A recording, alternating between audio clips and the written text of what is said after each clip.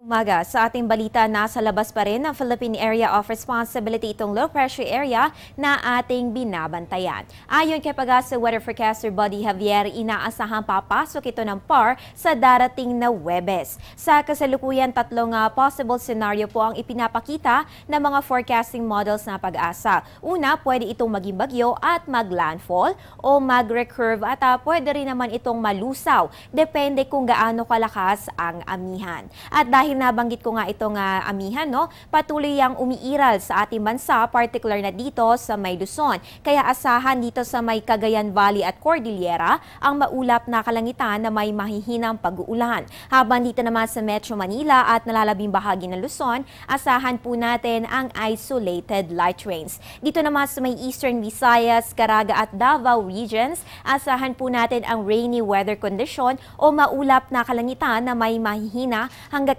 tamang pag-uulan sa mga susunod na oras. Ang nalalabing bahagi ng Visayas at Mindanao, makakaranas naman ng fair weather condition maliban lamang sa localized thunderstorms.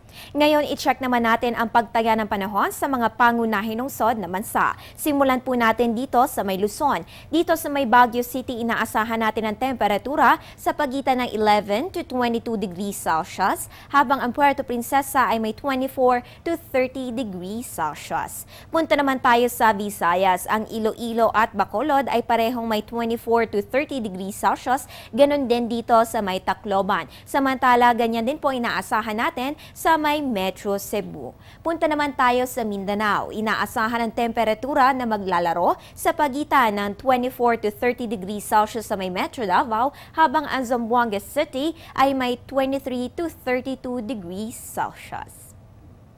At yan ang latest mula dito sa Pag-asa. Manatiling nakatutok sa ating weather conditions sa pamamagitan ng Panahon TV Facebook at Twitter accounts. Antabayan na rin ang aming susunod na update mamayang alas 8 ng umaga.